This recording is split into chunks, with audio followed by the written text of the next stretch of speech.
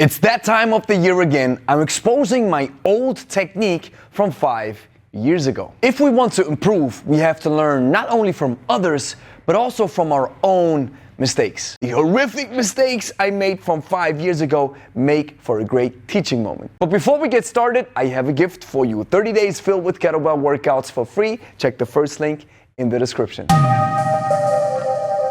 Grüezi miteinander, Gregory von Lebe hier.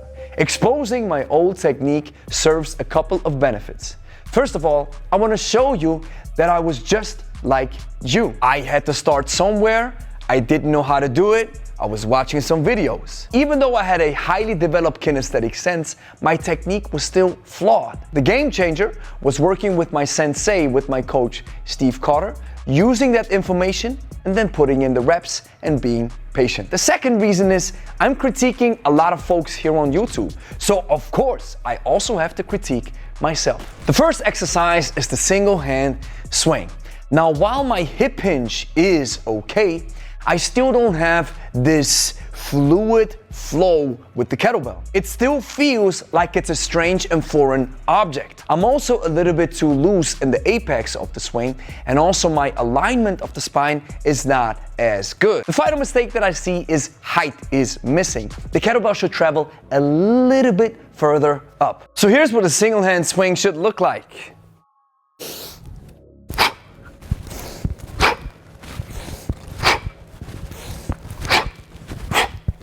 The flow now is different. I'm melting with the kettlebell because I've done thousands and thousands of reps. The height is way better now. I aim at an approximate chest level. At the apex of the swing, my spine has now a so-called natural alignment. I'm in a slightly kyphotic position to make sure that once the kettlebell's up on top, where it reaches its apex, that it's not too far away from my center of mass. Next up is the high pull.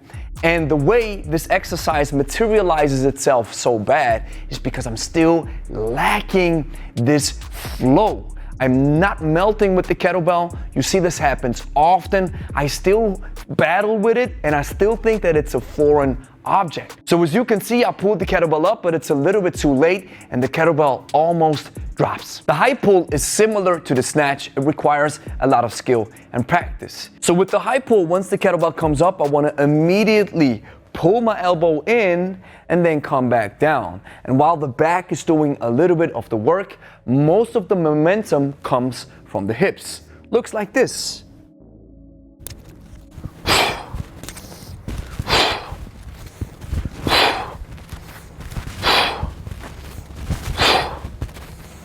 Next up, we have the power snatch. A couple of things wrong here. First of all, the top fixation. My palm is facing forward.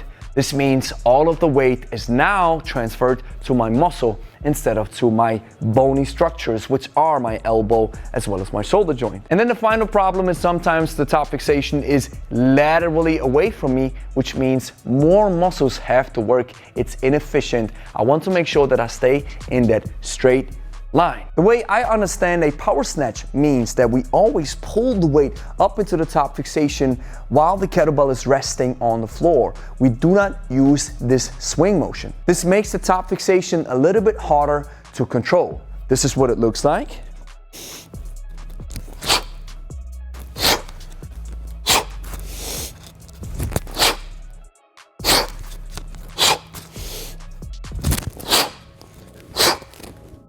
Even though this might be a good snatch variation, I typically prefer the normal snatch, where we use the swing mechanics to bring the weight back up. This is what it looks like.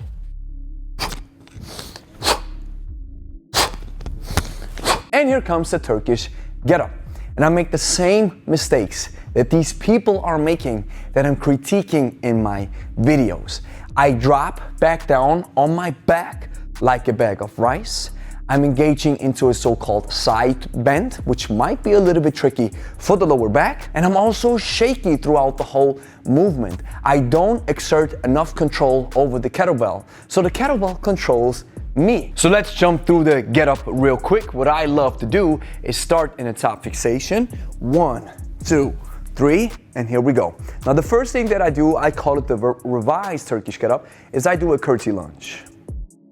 And from this position, I only have to push my right leg a little bit to the right side, and now I can open up my hips. This means now I can move with my hips without engaging or putting my lower back in danger. Now with this half kneeling open position, I can now engage into a half windmill, looking for the floor.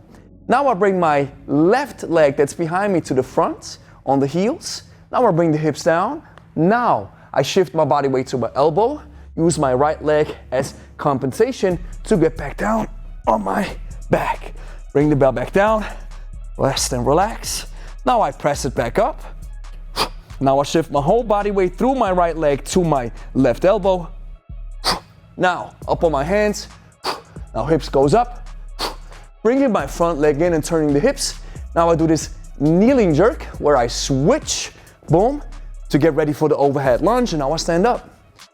Oh my goodness, the long cycle. I was doing pretty much everything wrong with this exercise. The first thing that is missing is the double bent knee. That's a technique that you use when you clean 2 competition kettlebells to make space for them to travel between your legs. Again, we see no control in the top fixation, and of course my rack position is also not good. The final mistake that I also see is I'm not jerking. There's no second dip going on, which is also a part of the long cycle. The long cycle is nothing less than a clean and jerk with 2 kettlebells. Now let's just cover the clean for a second so I can explain to you the double bent knee. I pull both kettlebells between my legs, I fully extend my knees, then I come back by pushing the knees forward through pushing the hips forward. Now the kettlebells come up, I pull them up, and finally I extend the hips and bring both kettlebells into the rack position. Now for the drop, both of my palms face towards me, I extend my forearm, now I catch them with my knees, I make soft knees. Now the kettlebells are right between my legs. Now I go into that backswing where I fully extend the knees, and then I come back up in that same manner.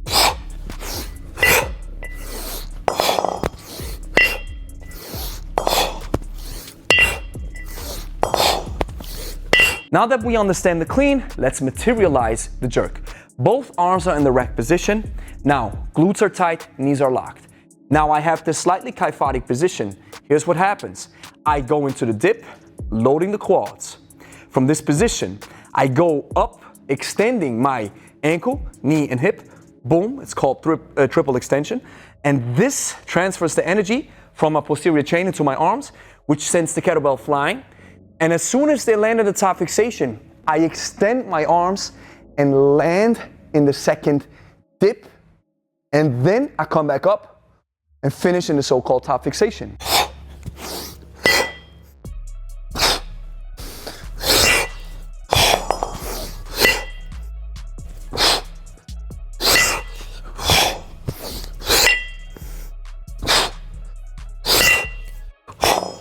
Next up, we have the power clean and press. Now, since I do mostly everything wrong in a long cycle, of course, these mistakes also transfer into the clean and press. Since we've already covered the long cycle, I just want to glance over the clean and press real quick. The technique in the clean and press is fairly similar to the long cycle. It's not a jerk in that regard. A press can mean a couple of things. Either we are strict pressing the weight up, or we are push pressing the weight up. The jerk, as the major difference, is the second dip, which doesn't happen in this regard. So the clean and press now, I clean the bell up with the same technique like on the long cycle with only 1 kettlebell, making sure I have this proper hand insertion, wrist fully inserted into the window, elbow close to the body. And now if I want to go up, I can either strict press it, make sure there's control overhead, and then I bring it back down, back into the clean, or I can push press it.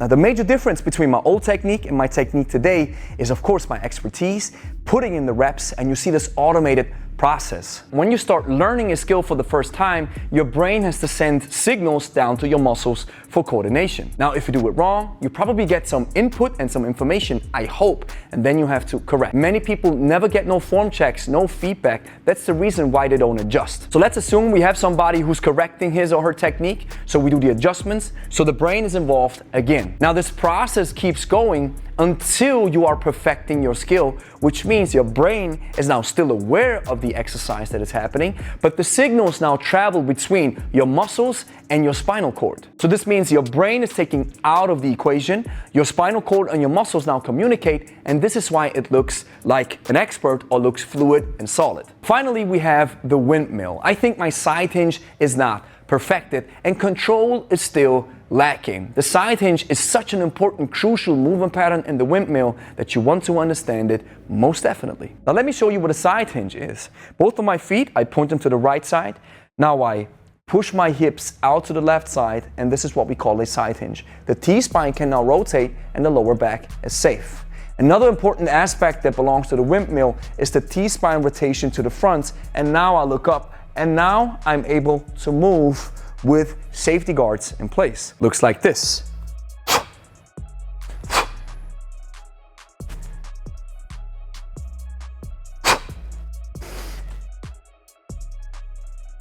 On a final note, I want to briefly talk about two things. Watching my old technique shows me that my straight arm strength wasn't as developed as it is now. It's not just the skill, it's also the strength and of course the endurance. And this leads me to my second point. Look at my facial expression. I was almost dying, and I remember vividly. I say this in our marketing material, how I couldn't fathom that the kettlebell made me feel so unfit even though I was working out on a regular basis. So of course I've improved my fitness, my cardiovascular endurance, but I'm also using a so-called poker face or assassin's face technique, where I want to intentionally keep a calm expression even though I'm engaging into an intense workout. So here's the next thing that you have to do. Like the video, consider subscribing, share with a friend, and then go watch this video. We're all about kettlebells, so maybe that's the first time you've seen our video and you're like, why is this guy exposing himself? Well, because we can learn from our past mistakes, and maybe you want to learn something new about the kettlebell. Go check this out. It is made for beginners, so go watch it right